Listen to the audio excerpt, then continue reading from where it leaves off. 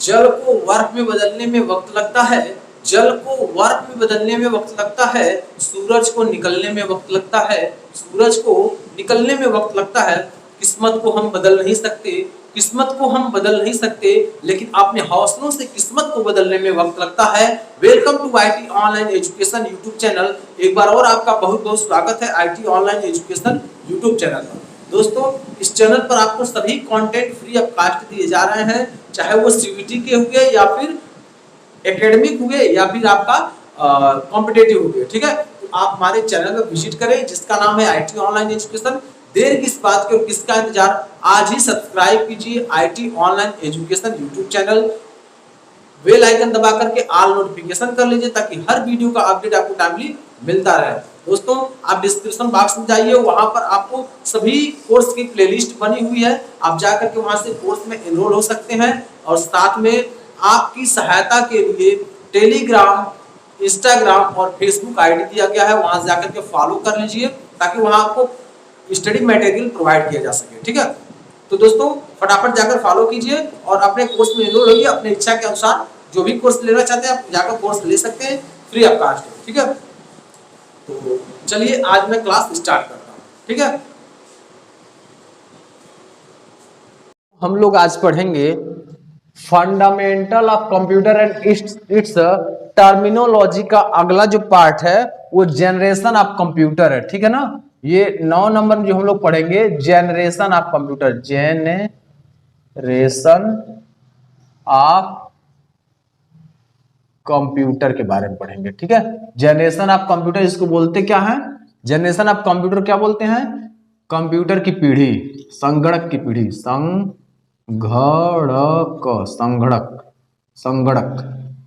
संगणक की पीढ़ी। ठीक है ना, संगणक की पीढ़ी के बारे में हम लोग पढ़ेंगे और यह भी आपका पॉइंट मेन है क्योंकि यहां से भी आपके प्रश्न बनते हैं। ठीक है ना, तो 9 नंबर जो हम लोग पढ़ने जा रहे हैं, यहां हम लोग क्या पढ़ेंगे, जनरेशन ऑफ कंप्यूटर यानी संगणक की पीढ़ी के बारे में पढ़ेंगे। तो सबसे पहले मैं इससे अवगत कराने का प्रयास कर रहा हूं और क्लास दोस्तों स्टार्ट हो गया है। और फटाफट आप अपने जो भी मित्र क्लास को परचेस कर लिए हैं उनके पास फटाफट कॉल करके या फिर मैसेज करके बोल दीजिए क्लास स्टार्ट हो चुका है और फटाफट जुड़ जाए। ठीक है, तो फटाफट जुड़ने का प्रयास कीजिए और जब भी क्लास में हमारे एंटर कीजिए, क्लास में जब भी आप बैठिए तो एक पेन और कॉपी लेकर बैठिए क्योंकि साथ में आपको नोट डाउन करते जाना है। अगर आप फिर समय देते हैं यानी एक बार देखते हैं फिर दोबारा आप क्लास को फिर ज्वाइन करते हैं और फिर नोट डाउन करते हैं तो ये समय आपका ज्यादा लग जाता है। मैं चाहता हूं आपका कम समय में अच्छी तैयारी हो जाए। ठीक है, तो आप फटाफट कॉपी और पेन लेकर बैठ जाइए, अगर संभव हो तो पानी का बोतल भी लेकर बैठ जाइए ताकि अगर 1 आवर या 2 आवर क्लास अगर चलता है तो किसी भी प्रकार की आपको समस्या ना हो, नहीं तो फिर डिस्टर्ब होंगे आप वाटर लेने के लिए, फिर उठ करके जाएंगे फिर आएंगे, इसलिए डिस्टर्बेंस होगा। तो क्लास जब भी ज्वाइन कीजिए एकदम अस्थिर, एकदम शांत दिमाग से आप बैठकर क्लास ज्वाइन कीजिए और जैसे जैसे मैं पढ़ा रहा हूं उसको ध्यानपूर्वक पढ़िए, नोट डाउन करते जाइए। ठीक है, अब देखिए दोस्तों, आपके लिए हमारे सभी फैकल्टी मेंबर कंटिन्यू दिनों रात मेहनत कर रहे हैं ताकि हर बच्चा यानी इस प्लेटफॉर्म का हर बच्चा अपने एम की प्राप्ति करे, अपने लक्ष्य की प्राप्ति करे। उसके लिए हम लोग पीडीएफ बना रहे हैं, नोट्स बना रहे हैं, प्रैक्टिस सेट बना रहे हैं, क्लासेस तैयार कर रहे हैं, लाइव क्लासेस दे रहे हैं, डाउट सीजन चला रहे हैं, सब कुछ आपके लिए दिया जा रहा है ताकि आपको किसी प्रकार की समस्या ना हो।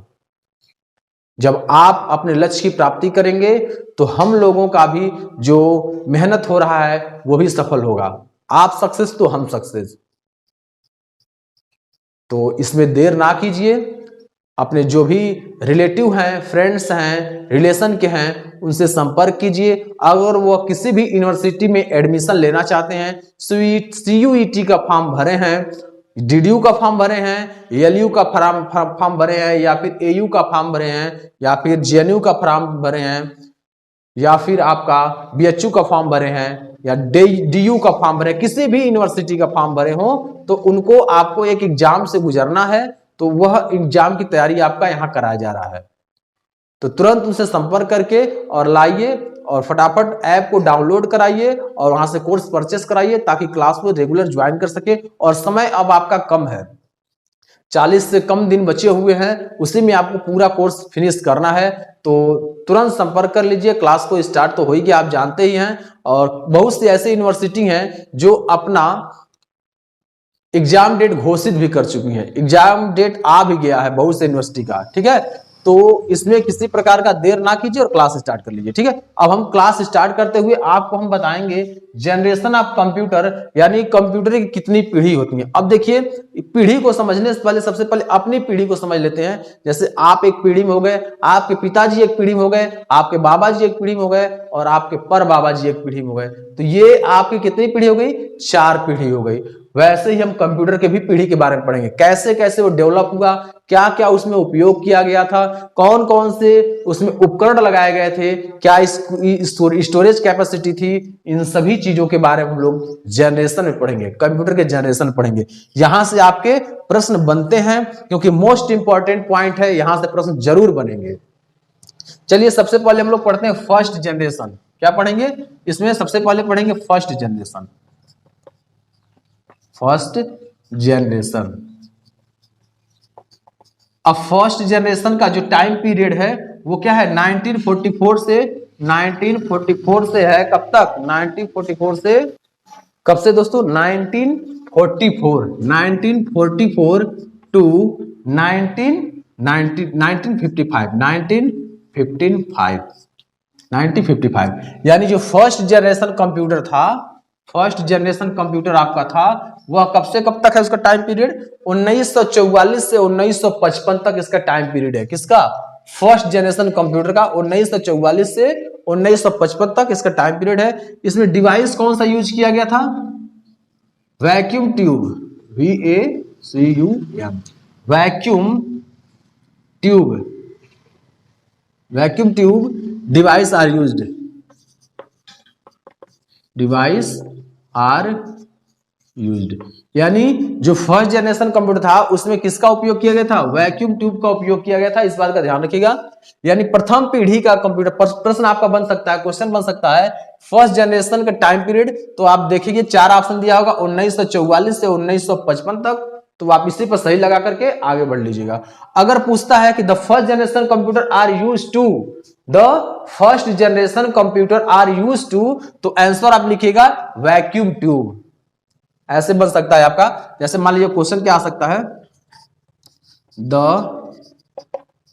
First generation of computer is used to. Option आपको मिल सकता है ए नंबर में ट्रांजिस्टर, बी नंबर में वैक्यूम ट्यूब, सी नंबर में AI और डी नंबर में आपका मिल सकता है स्टोरेज। ठीक है, ये मिल सकता है आपका। तो प्रश्न कैसे बनेगा? The first generation of computer is used to, प्रथम पीढ़ी के कंप्यूटर में किस डिवाइस का उपयोग किया गया था? The first generation of computer is used to, प्रथम पीढ़ी के कंप्यूटर में किस डिवाइस का प्रयोग किया गया था। ठीक है ना। तो यहां आपके पास 4 ऑप्शन है, ट्रांजिस्टर, वैक्यूम ट्यूब, AI मतलब आर्टिफिशियल इंटेलिजेंस, और उसके बाद स्टोरेज।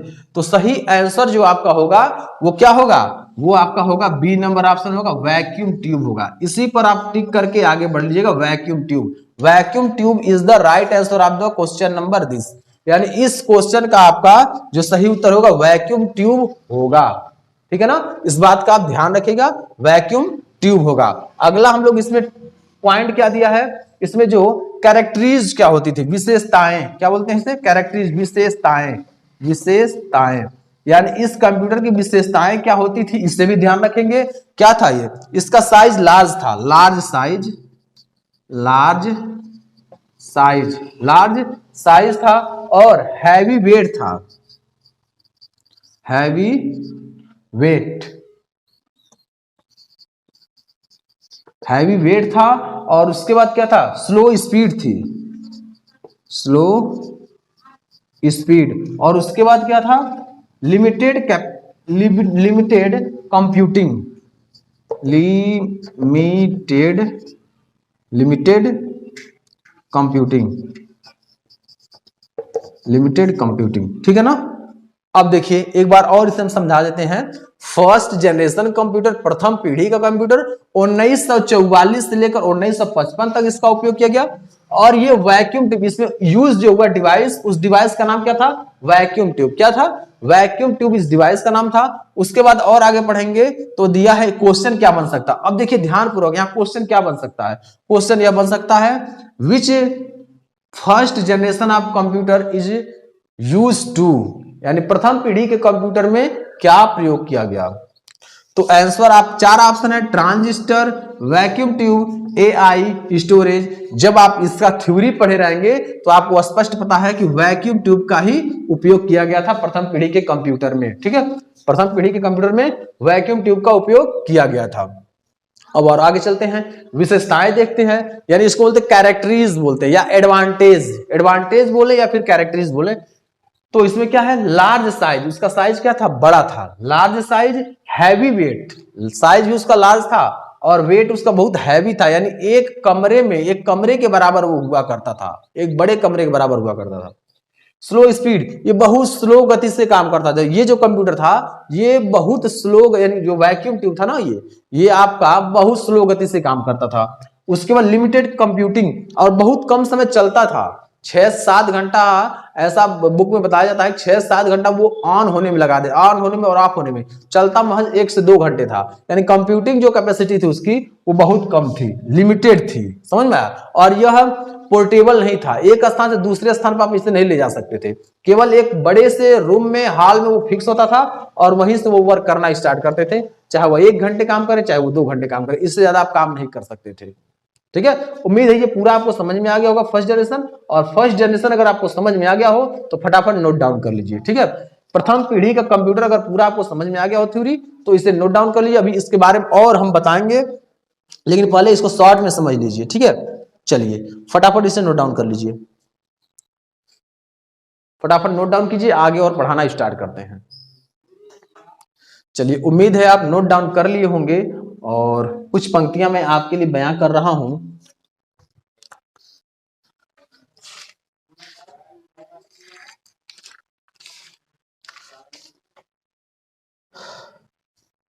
मुश्किलों से भाग जाना आसान होता है, मुश्किलों से भाग जाना आसान होता है, हर पहलू जिंदगी का इम्तिहान होता है, हर पहलू जिंदगी का इम्तिहान होता है, डरने वालों को मिलता नहीं कुछ भी जिंदगी में, डरने वालों को मिलता नहीं कुछ भी जिंदगी में, लड़ने वालों के कदमों में जहान होता है, लड़ने वालों के कदमों में जहान होता है। तो दोस्तों आपको स्ट्रगल करना है, स्ट्रेटेजी तैयार करके और फिर तैयारी करना है, ताकि आपका एग्जाम क्वालिफाई हो जाए और आप इच्छा के अनुसार आप जिस भी यूनिवर्सिटी में एडमिशन लेना चाहते हैं उस यूनिवर्सिटी में आप आसानी से एडमिशन ले सके, आप अपने माता पिता का नाम रोशन कर सके, आप अपने टीचर का नाम रोशन कर सके। तो देर किस बात की, जुड़ जाइए और कंटिन्यू क्लास स्टार्ट कर लीजिए, ठीक है।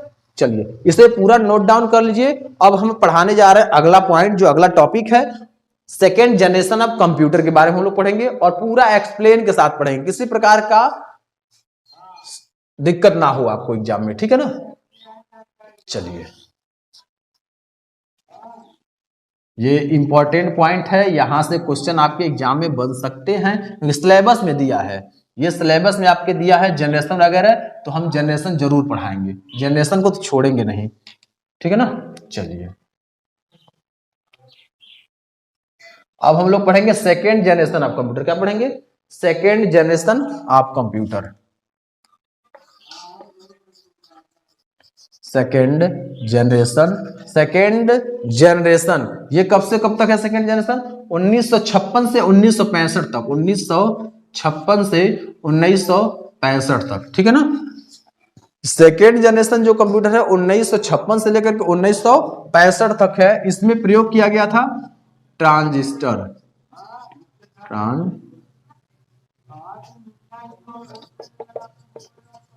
ट्रांजिस्टर are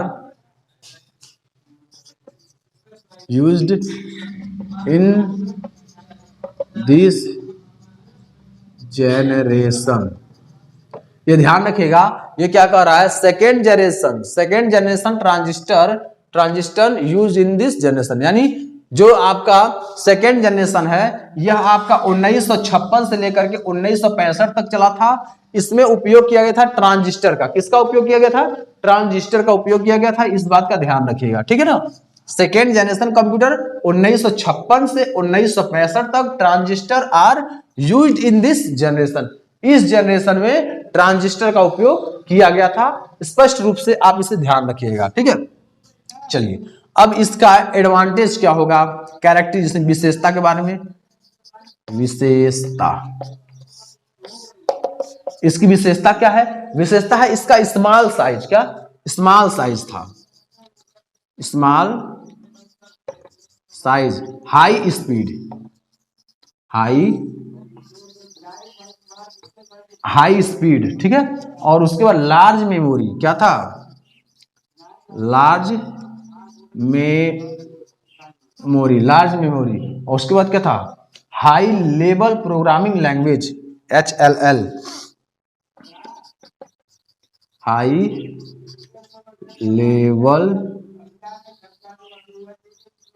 हाई लेवल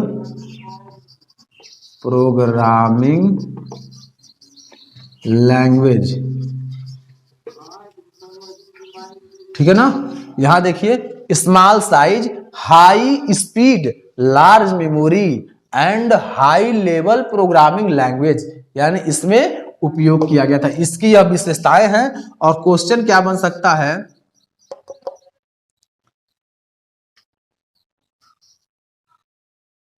यहां दिया है the generation is used to the second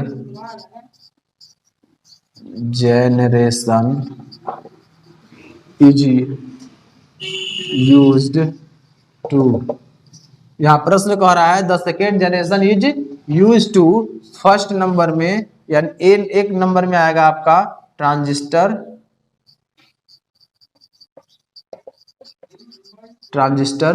B number में आएगा आपका आर्टिफिशियल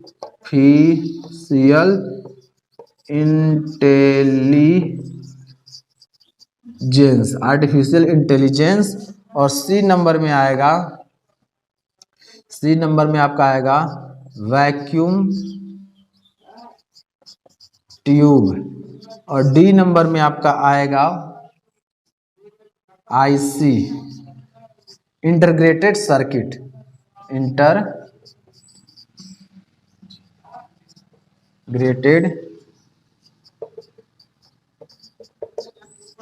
इंटीग्रेटेड सर्किट्स, ठीक है। ये आपका किसमें आएगा? सेकेंड, ठीक है ना। ये आपका जो है ये 4 ऑप्शन ऐसे आपके एग्जाम में मिलेंगे, ठीक है ना। ये 4 ऑप्शन ऐसे ही आपके एग्जाम में मिलेंगे, तो डरना नहीं है, स्पष्ट रूप से लिखना है आपको, ठीक है ना। चलिए अब एक बार और मैं पूरा यहां तक समझा देता हूं, ठीक है। सेकेंड जनरेशन यानी द्वितीय पीढ़ी का कंप्यूटर 1956 से 1965 तक चला था। द्वितीय पीढ़ी का कंप्यूटर का जो कार्य समय है वो 1956 से 1965 तक चला था, जिसमें ट्रांजिस्टर का उपयोग किया गया था। दोस्तों अगर पढ़ लिए तो आपका एग्जाम क्लियर होगा, ये मैं बोल रहा हूं, ठीक है ना। क्यों? क्योंकि आपका एग्जाम ओरिएंटेड सिलेबस पढ़ा रहा हूं, जो एग्जाम में आपका आएगा वही चीज पढ़ाया जा रहा है। अगर मन से पढ़ लिए तो आसानी से आप एग्जाम को क्रैक कर लेंगे, ठीक है।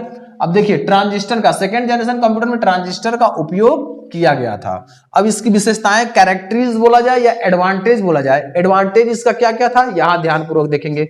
जो एडवांटेज था आपका वो स्मॉल साइज, यानी ये कैसा था? ये छोटा था। कैसा था? छोटा था। उसके बाद इसकी क्या थी? स्पीड, हाई स्पीड इसकी थी, ठीक। उसके बाद इसका लार्ज मेमोरी था। क्या मेमोरी इसका क्या था? लार्ज था। समझ में आया? इसकी मेमोरी क्या थी? लार्ज थी। उसके बाद हाई लेवल प्रोग्रामिंग लैंग्वेज का उपयोग किया गया था। इसमें हाई लेवल प्रोग्रामिंग लैंग्वेज का उपयोग किया गया था, ठीक है। अब देखिए क्वेश्चन 1, यहां क्वेश्चन देखिए, मैं आपको बस जनरेशन से, यहां से क्वेश्चन आप खुद बना सकते हैं, इसलिए मैं एक क्वेश्चन आपको बता दे रहा हूं बना करके, बाकी और क्वेश्चन आप खुद बना सकते हैं। सेल्फ अंडरस्टैंडिंग आपका इतना मैं कर दे रहा हूं कि किसी भी प्रकार का क्वेश्चन बनाकर उसका जवाब आप दे सकते हैं। इसीलिए मैं आपको थ्योरेटिकल पढ़ा रहा हूं, ऑप्शनल नहीं। ऑप्शनल तो हम पढ़ाएंगे ही लास्ट में, लेकिन अभी आपको थ्योरेटिकल बता रहे हैं ताकि यहां से आपको दिक्कत ना हो।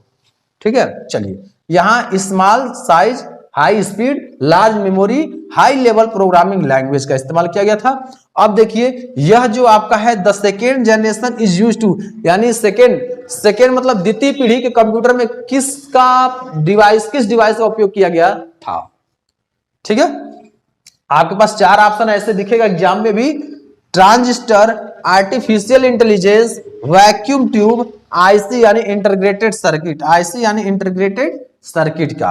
अब चार ऑप्शन है, जब आप थ्योरी पढ़े रहेंगे तभी तो आप लिख पाएंगे, और जब थ्योरी नहीं पढ़े रहेंगे तो फिर कंफ्यूज हो जाएंगे। अब इस थ्योरी से कई चीज तो आपका क्लियर हो रहा है, इस थ्योरी से बहुत सारे प्रश्न आप खुद बना करके एग्जाम में लिख सकते हैं। अब देखिए यहां जो पहला प्रश्न यहां बन गया, सेकेंड जनरेशन 1956 से 1965 तक, इसमें क्या उपयोग किया गया, ट्रांजिस्टर का उपयोग किया गया। दो प्रश्न बन गए।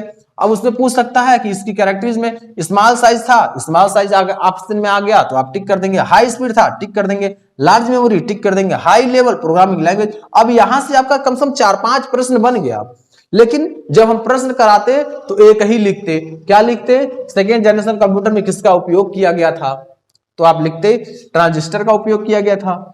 तो यहां आप एक प्रश्न से रूबरू होते, और जब थ्योरी पढ़ेंगे तो आपके अंदर बहुत सारे प्रश्न तैयार होंगे और उसका जवाब भी आपको मिलता जाएगा। ठीक है ना, चलिए क्वेश्चन का सही उत्तर क्या होगा, the second generation is used to, क्या ए नंबर में है transistor, artificial intelligence, vacuum tube या आईसी। तो सही उत्तर ए नंबर होगा, ट्रांजिस्टर का उपयोग किया गया था। किसका, ट्रांजिस्टर का। प्रथम पीढ़ी के कंप्यूटर में वैक्यूम ट्यूब का इस्तेमाल किया गया था और द्वितीय पीढ़ी के कंप्यूटर में ट्रांजिस्टर का इस्तेमाल किया गया था। सेकेंड जनरेशन कंप्यूटर में आपका ट्रांजिस्टर का उपयोग किया गया था। उम्मीद है आपको पहला जनरेशन और दूसरा जनरेशन पूरा स्पष्ट रूप से समझ में आ गया होगा। अगर आपको किसी भी प्रकार की समस्या होती है, आप कमेंट बॉक्स में या फिर कमेंट कर सकते हैं, आप टेलीग्राम पर कमेंट कर सकते हैं, वहां भी आपको सॉल्यूशन मिल जाएगा। ठीक है, तो फटाफट इसे नोट डाउन कर लीजिए ताकि हम लोग थर्ड जनरेशन ऑफ कंप्यूटर पढ़ा जाए, और थर्ड जनरेशन कंप्यूटर में किसका उपयोग किया गया था ये सारी जानकारी आपको हम बताएंगे। सबसे पहले इसे नोट डाउन कर लीजिए। ठीक है, फटाफट नोट डाउन कर लीजिए, इस क्वेश्चन को, पूरा टॉपिक को नोट डाउन कर लीजिए। चलिए, उम्मीद है कि आपको नोट डाउन कर लिए होंगे। ये ध्यान रखिएगा, कभी हिम्मत मत हारिएगा। अगर नहीं समझ में आ रहा तो एक बार और क्लास को ओपन करके देख लीजिएगा, लेकिन हिम्मत मत हारिएगा, क्योंकि आप देखते हैं एक छोटी सी चींटी होती है, अपने वजन का कई गुना वजन उठाती है और वो चलती रहती है, निरंतर चलती रहती है। ठीक है, तो हमें क्या करना है, चींटी जैसे ही अपने आप को बनाना पड़ेगा ताकि हमें किसी प्रकार का कभी भी असुविधा ना हो। अब देखिए एक दीवार होता है, दीवार पर एक चींटी बार बार चढ़ती है, बार बार गिरती है, बार बार चढ़ती है, बार बार गिरती है, लेकिन वो हिम्मत नहीं हारती है, वो कभी भी हारती नहीं है ना। वो एक समय आता है कि अपने लक्ष्य की प्राप्ति कर लेती है, वो चढ़ जाती है दीवार पर। तो वैसे ही आपको हिम्मत नहीं हारना है, मेहनत करते रहना है, और जब मेहनत करेंगे जरूर सफल होंगे, जब मेहनत आप करेंगे जरूर सफल होंगे। ठीक है, चलिए इसे हम नोट डाउन कर लिए होंगे, अब इसे हम क्लीन कर दे रहे हैं। ठीक है,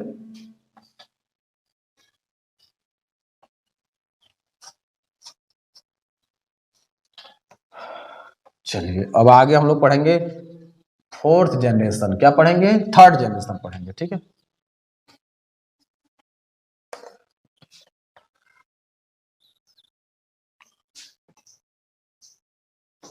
चलिए हम लोग पढ़ेंगे क्या, थर्ड जनरेशन कंप्यूटर।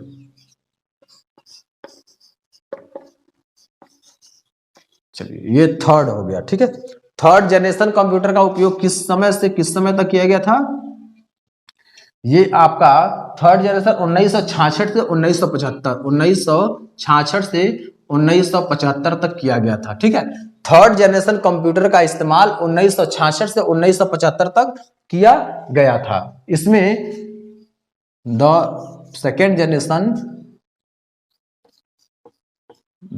नहीं ये होगा आपका इंटीग्रेटेड सर्किट। ठीक है, इंटीग्रेटेड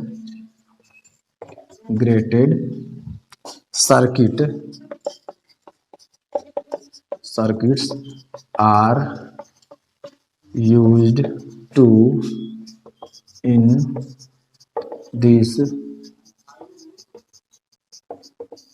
जनरेशन, ठीक है ना। अब इस बात का आप एक बार और ध्यान रखिएगा, थर्ड जनरेशन, क्या थर्ड जनरेशन, और थर्ड जनरेशन 1966 से 1975 तक माना जाएगा, ठीक है ना। ये जो इसका वर्किंग टाइम था, थर्ड जनरेशन का जो वर्किंग टाइम था वो 1966 से 1975 तक था। इसी के बीच ये डेवलप हुआ था, कौन, थर्ड जनरेशन कंप्यूटर। और थर्ड जनरेशन कंप्यूटर में किसका उपयोग किया गया था, इंटरग्रेटेड सर्किट, इसको हम छोटे में बोला जाए तो आईसी बोल सकते हैं, क्या, आईसी। आप सुने होंगे, अगर आप टीवी या फिर कोई भी डेग वगैरह बनवाने अगर गए होंगे, ठीक है, तो वहां आपको पता चला होगा आईसी इसका जल गया है। तो आईसी जल गया का अर्थात क्या, इंटरग्रेटेड सर्किट। तो उन सभी में भी इंटरग्रेटेड सर्किट का उपयोग किया गया था। तो integrated circuit are use to in this generation, यानी थर्ड जनरेशन कंप्यूटर में आपका उपयोग किया गया था इंटरग्रेटेड सर्किट का, ठीक है ना। थर्ड जनरेशन कंप्यूटर में इंटरग्रेटेड सर्किट का उपयोग किया गया था। अब हम लोग पढ़ेंगे इसकी विशेषताएं क्या है, एडवांटेज, एडवांटेज के बारे में हम लोग पढ़ेंगे। अब यहां देखिए एडवांटेज में क्या दिया है, यहां है स्मॉल साइज, इसका भी क्या था साइज, स्मॉल साइज। उसके बाद क्या है, लॉस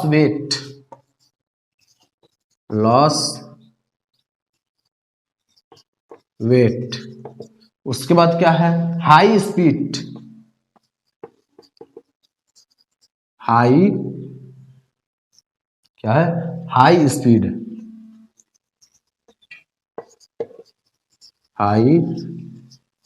स्पीड, और क्या था इसमें, हाई लेवल लैंग्वेज का इस्तेमाल किया गया था, हाई लेवल लैंग्वेज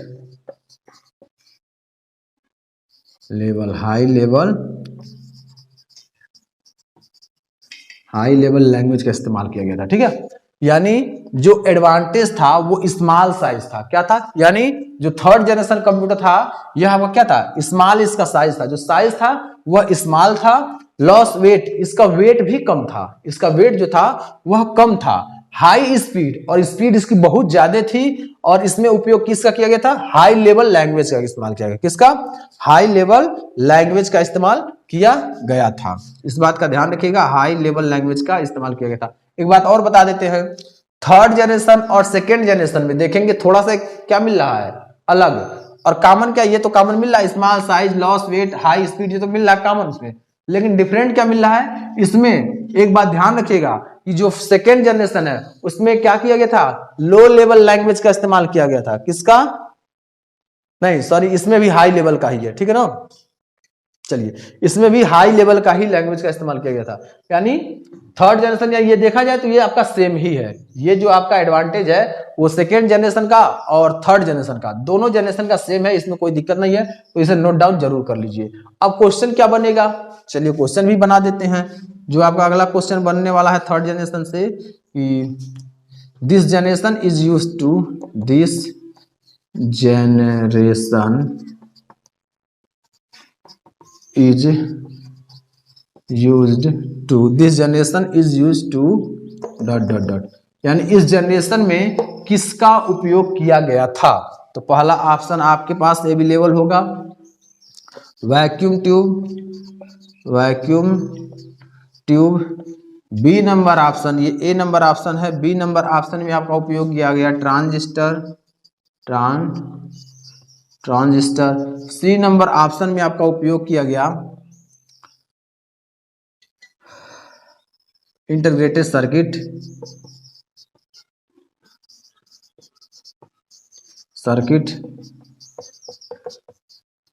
और डी नंबर ऑप्शन में उपयोग किया गया आर्टिफिशियल इंटेलिजेंस का, ठीक है ना। यानी ए नंबर में वैक्यूम ट्यूब का प्रयोग किया गया, बी नंबर में ट्रांजिस्टर का प्रयोग किया गया, सी नंबर में इंटीग्रेटेड सर्किट का उपयोग किया गया, और डी नंबर में आर्टिफिशियल इंटेलिजेंस का उपयोग किया गया था, ठीक है ना।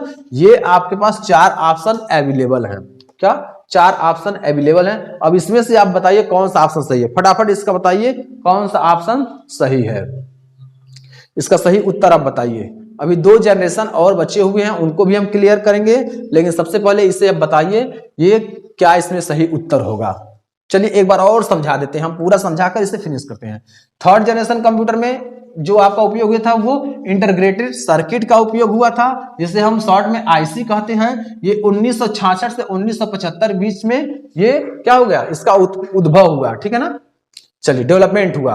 अब आगे हम लोग देखेंगे इसकी एडवांटेज क्या थे। स्मॉल साइज, इसका साइज स्मॉल था, लॉस वेट, वेट कम था, हाई स्पीड यानी यह तेज गति से कार्य करता था, हाई लेवल लैंग्वेज का इसमें इस्तेमाल किया गया था, हाई लेवल लैंग्वेज का इसमें इस्तेमाल किया गया था, जिसको बोलते हैं HLL, ठीक है ना। चलिए अब इसका क्वेश्चन क्या बना है, this generation is used to, इस जनरेशन में क्या लगाया गया था, किसका प्रयोग किया गया था।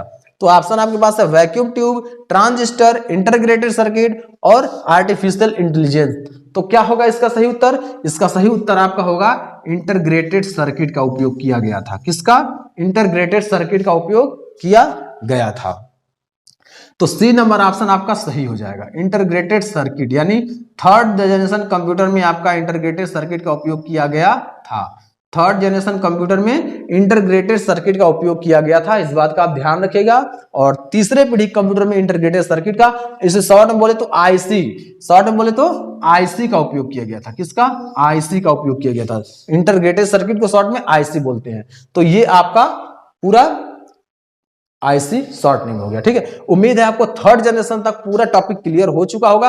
अगर किसी प्रकार की आपको समस्या होती है तो जरूर कमेंट बॉक्स में बताइएगा, ताकि उसका निराकरण किया जा सके, ठीक है। इसे नोट डाउन कर लीजिए फटाफट। आप एग्जाम के भेद में से छेद करके आएंगे, इस एग्जाम के मस्तिष्क में आप छेद करके आएंगे। इस लेवल का आपको पढ़ा रहे हैं, चाहे वह रीजनिंग हो गया, चाहे वह कंप्यूटर हो गया, या फिर हिंदी, तीनों मैं इतनी शिद्दत के साथ पढ़ाता हूं। अगर एक लड़का, एक स्टूडेंट बेहतरीन ढंग से जैसे हम मेहनत करके पढ़ा रहे हैं वैसे पढ़ ले, तो कोई भी एग्जाम उसे छूटेगा नहीं। हर एग्जाम को वह पास आउट करके आएगा, हर एग्जाम को क्लियर करके आएगा, ठीक है ना। चलिए नोट डाउन करिए फटाफट, फोर्थ जनरेशन में चलते हैं। चलिए नोट डाउन कर लीजिए फटाफट, नोट डाउन करिए और अगला स्टार्ट करते हैं। चलिए कुछ तब तक एंटरटेनमेंट हो जाता है। जिंदगी खेलती भी उसी के साथ है, जिंदगी खेलती भी उसी के साथ है जो खिलाड़ी बेहतरीन होता है।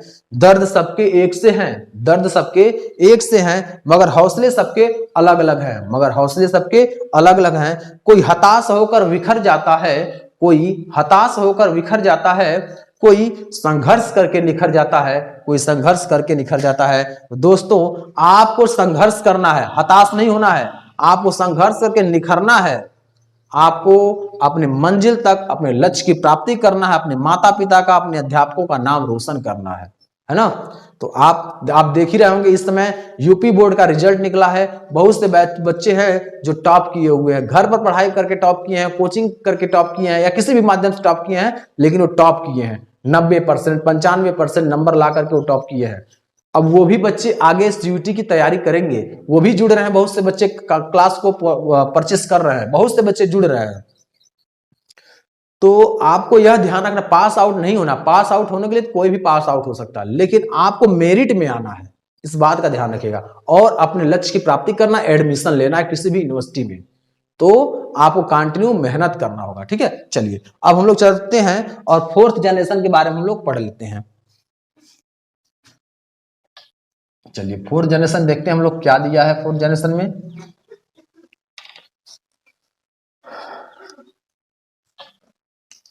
क्योंकि आपको जनरेशन पढ़ना ही है, और जनरेशन में इतना डीप पढ़ा दे रहा हूं कि आप एग्जाम में पूरा कहीं से क्वेश्चन बने आप कर लेंगे। ईयर तो वगैरह सब तो बता ही दे रहे हैं, उसमें कोई दिक्कत है नहीं, तो फिर और कोई दिक्कत नहीं होगी, यहीं से प्रश्न बनेंगे। बाकी बहुत ज्यादा सोचने का आवश्यकता नहीं है, सब कुछ यहीं मिलेगा, पीडीएफ नोट्स वगैरह सब कुछ यहीं मिलेगा, ठीक है। चलिए ये आपका है फोर्थ जनरेशन। क्या है, फोर्थ जनरेशन, ठीक है। चलिए फोर्थ जनरेशन हम लोग पढ़ेंगे। This generation is used to, this generation is used to microprocessor, ठीक है ना। This generation is used to microprocessor. चलिए इसका ईयर क्या है, ये 1976 टू 85, 1985 तक है, ठीक है ना। यानी इस जनरेशन, अब देखिए फोर्थ जनरेशन इसे बोलते हैं चौथी पीढ़ी। फोर्थ जनरेशन को क्या बोलते हैं, चौथी पीढ़ी बोलते हैं, ठीक है ना। फोर्थ जनरेशन यानी चौथी पीढ़ी। तो चौथी पीढ़ी में हम लोग देखेंगे, यह जो चौथी पीढ़ी का कंप्यूटर था ये 1976 से 1985 के बीच ये डेवलप रहा, इसका वर्किंग टाइम यही रहा, ठीक है ना। यानी फोर्थ जनरेशन कंप्यूटर का वर्किंग टाइम आपका 1976 से 1985 के बीच रहा।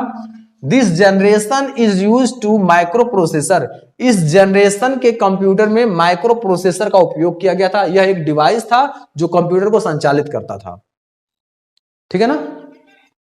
यह एक ऐसा डिवाइस था जो हमारे कंप्यूटर को यह संचालित करता था, बहुत अच्छे ढंग से हमारे कंप्यूटर को ओपन होने में सहायता करता था। यह आपका उपयोग किया गया था micro processor fourth generation computer में। फर्स्ट जनरेशन कंप्यूटर में किसका उपयोग किया गया था, एक बार और हम लोग डाउट को क्लियर कर लेते हैं। फर्स्ट जनरेशन में किसका उपयोग किया गया था, वैक्यूम ट्यूब का। किसका, एक बार रिवाइज कर लेते हैं, वैक्यूम ट्यूब का, ठीक है। सेकेंड जनरेशन में किसका उपयोग किया गया था, ट्रांजिस्टर का, ट्रांजिस्टर का। थर्ड जनरेशन में किसका उपयोग किया गया था, इंटीग्रेटेड सर्किट का, integrated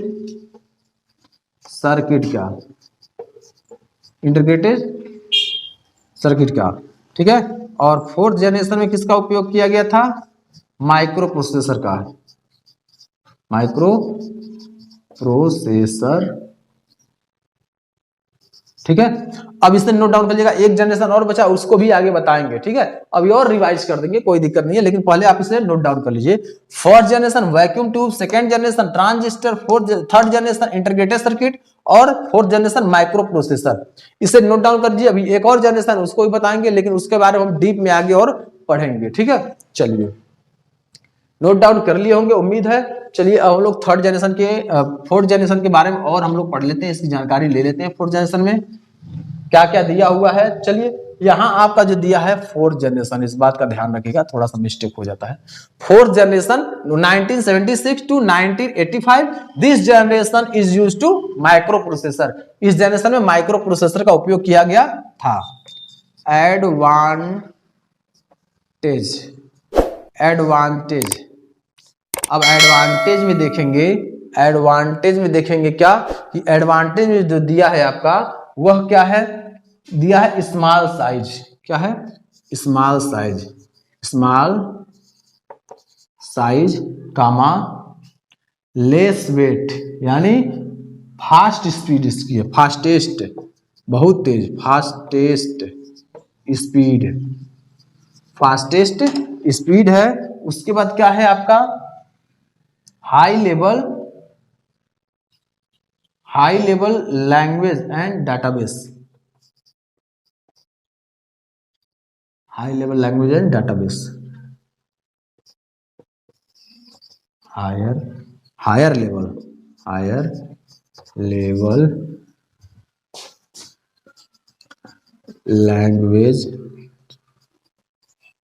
and data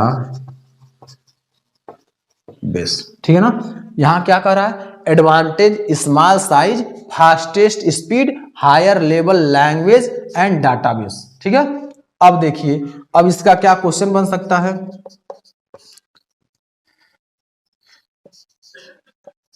which device is use to fourth generation of computer, ठीक है। यहां क्या कह रहा है, which device is use to fourth generation of computer, हमने बता दिया। अब क्या है ऑप्शन आपके पास है ए नंबर में, क्या ऑप्शन है आपका, AI, इसको बोलते हैं आर्टिफिशियल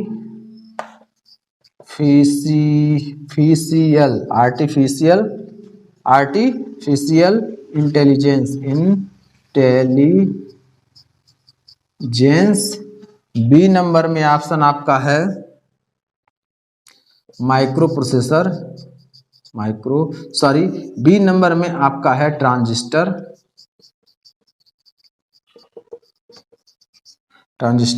सी नंबर में है आपका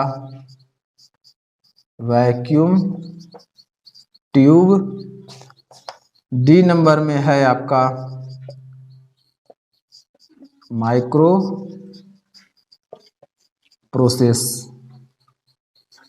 प्रोसेसर। ठीक है ना, ये आपके पास 4 ऑप्शन अवेलेबल है। Which device is used to fourth generation of computer, यानी जो आपका चौथे पीढ़ी का कंप्यूटर था उसमें कौन से डिवाइस का इस्तेमाल किया गया था। ठीक है, यहाँ आपके पास 4 ऑप्शन है। आर्टिफिशियल इंटेलिजेंस का उपयोग किया गया था, या ट्रांजिस्टर का उपयोग किया गया था, या फिर वैक्यूम ट्यूब का इस्तेमाल किया गया था, या फिर माइक्रो प्रोसेसर का इस्तेमाल किया गया था। ठीक है, तो यहां आपका ऑप्शन है 4 ऑप्शन में से जो सही होगा उसका आप आंसर कमेंट बॉक्स में देंगे। ठीक है, तो इसका देखिए एडवांटेज क्या था, इसके बारे में हमने बताया। इसका जो एडवांटेज था यानी विशेषता था, स्मॉल साइज था, फास्टेस्ट स्पीड थी यानी बहुत तेज गति से कंप्यूटर कार्य करता था। उसके बाद हायर लेवल लैंग्वेज का एंड डाटाबेस का इस्तेमाल किया गया था, इसमें बहुत ज्यादा स्टोरेज कैपेसिटी थी। समझ में आया? चलिए अभी नेक्स्ट आगे और पढ़ते हैं इसमें।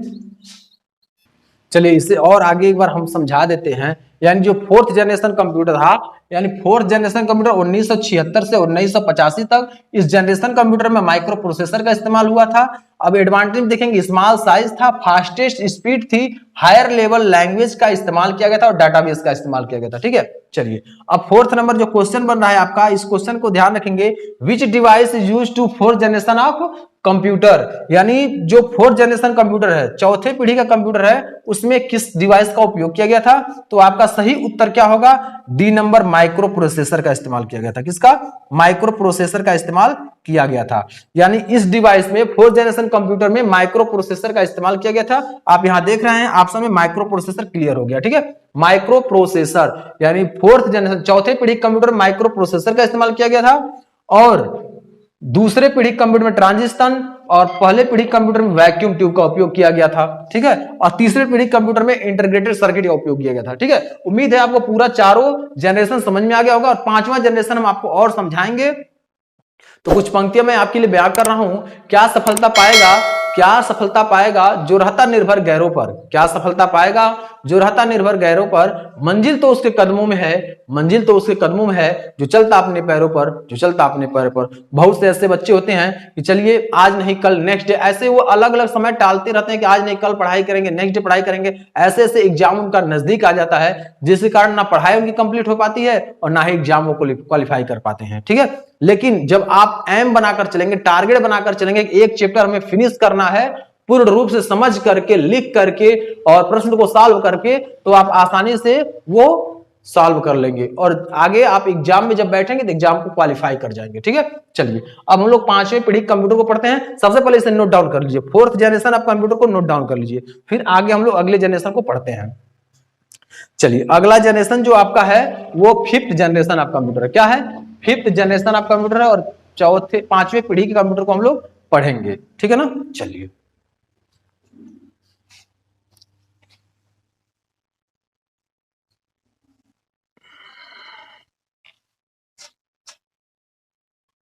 इसके बाद जब पांचवा पीढ़ी हम लोग पढ़ लेंगे तो यह आपका द एंड हो जाएगा, यानी जनरेशन आपका खत्म हो जाएगा। एक ही वीडियो हमने जनरेशन खत्म कर दिया 1 आवर के नियर अबाउट, एक जनरेशन, पूरा जनरेशन ही खत्म कर दिया, क्योंकि जनरेशन से प्रश्न बनेंगे तो किसी प्रकार की समस्या नहीं होगी। हालांकि मैंने थोड़ा सा शॉर्ट कर दिया हूं, क्योंकि बहुत लॉन्ग नहीं जाना है, आपको जो सिलेबस है उसी सिलेबस से आना है, तो सिलेबस के अकॉर्डिंग ही हमें पढ़ना है। हमको बहुत डीप में जाने का आवश्यकता नहीं, जब आप कोर्स करिएगा कंप्यूटर का तब आप डीप में पढ़िएगा उसे। ठीक है, लेकिन अभी आपको केवल तो केवल उतना ही पढ़ना है जितना आपके एग्जाम के लेवल का है। ठीक है ना, तो एग्जाम के लेवल का तो हम पढ़ा ही रहे हैं, अगर हम मन से पढ़ लिए तो एग्जाम में कोई भी क्वेश्चन आएगा तो आप कर लेंगे। ठीक, फिफ्थ जनरेशन, फिफ्थ जनरेशन है ये आपका। फिफ्थ जनरेशन में इसका वर्किंग टाइम क्या है, इसका वर्किंग ईयर क्या है, यानी 1985 से ऑनवर्ड, 1985 से 1985 to onward, on WORD, onward. ठीक है ना, यानी 1985 से टिल नाउ बोला जाए, टिल नाउ बोल दिया जाए, यानी आज तक चल रहा है। ये आपका फिफ्थ जनरेशन ही चल रहा है। सिक्स जनरेशन भी आने वाला है, लेकिन अभी फिफ्थ जनरेशन ही चल रहा है। अब इसमें किसका इस्तेमाल किया गया था, इस बात का ध्यान रखिएगा। This generation is used to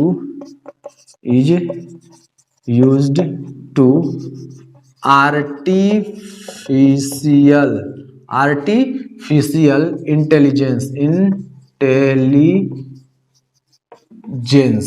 इसको बोला जाता है AI, ठीक है ना। This generation is use to artificial intelligence, यानी फिफ्थ जनरेशन कंप्यूटर 1985 से लेकर के आज तक उपयोग हो रहा है, ठीक है ना। 1985 से लेकर के आज तक उपयोग हो रहा है। और ये दिस जनरेशन, इस जनरेशन में हम किसका उपयोग किया गया था, आर्टिफिशियल इंटेलिजेंस का उपयोग किया गया था। किसका, आर्टिफिशियल इंटेलिजेंस का उपयोग किया गया था, ठीक है। चलिए अब आगे इसका एडवांटेज पढ़ते हैं। एडवांटेज क्या होगा, इस बात का ध्यान रखेंगे। एडवांटेज क्या है, सेल्फ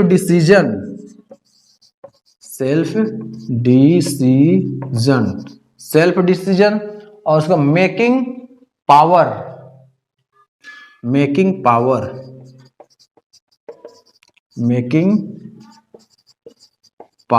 और क्या था इसमें, इंटेलिजेंट था, intelligent.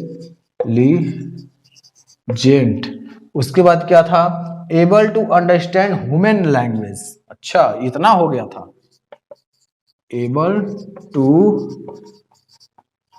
Understand human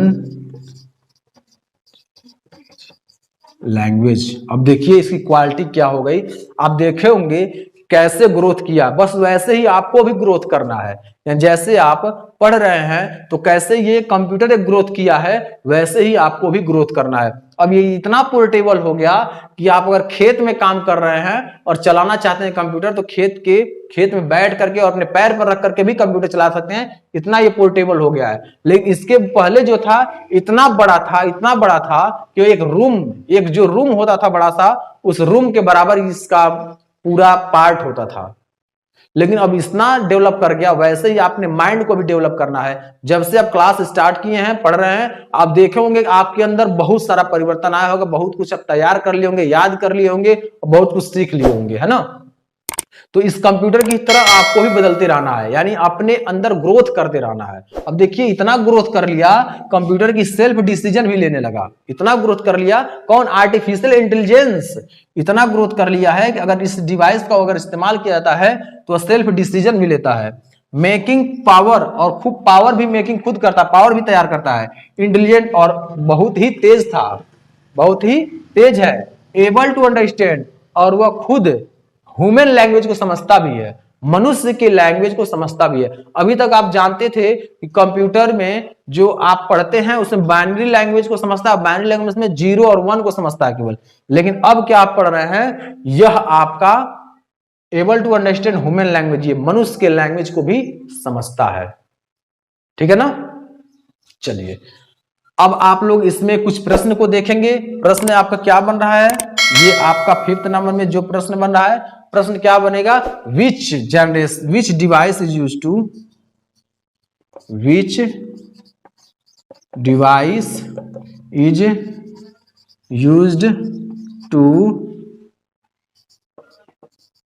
5th generation of computer, यानी which device is used to 5th generation of computer. तो ऑप्शन होगा आपके पास, ए नंबर ऑप्शन है आईसी, आप जानते हैं आईसी का पूरा नाम क्या है। B number microprocessor, MICROPROCESS, microprocessor. C number में आपका क्या है, आर्टिफिशियल इंटेलिजेंस। इसको लिखना पड़ेगा, एक बार लिख देते हैं हम, आर्टिफिशियल इंटेलिजेंस,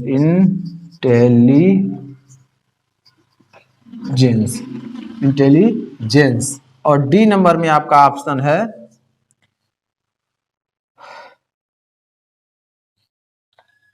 ट्रांजिस्टर। ट्रांजिस्टर का है, ठीक है। अब इसे फटाफट नोट डाउन करिए। अब इसे एक बार और हम आपको समझा देते हैं, सारा कुछ क्लियर हो जाएगा। चलिए, यहां दिया है फिफ्थ जनरेशन कंप्यूटर, यानी फिफ्थ जनरेशन कंप्यूटर आपका 1985 से टिल नाउ अभी तक चल रहा है। 1985 से अभी तक चल रहा है।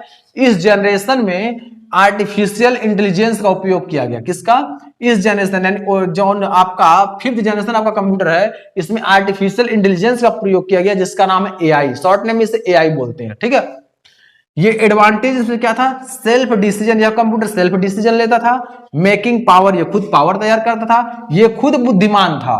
उसके बाद able to understand human language, इतना यह अच्छा हो गया था, इतना यह तेज हो गया था यह डिवाइस कि मनुष्य के लैंग्वेज को भी यह समझता था। समझ में आया? यह मनुष्य के लैंग्वेज को भी समझता था। अब आगे दिया है which device is used to fifth generation of computer, यानी फिफ्थ जनरेशन कंप्यूटर में किस डिवाइस का इस्तेमाल किया गया था।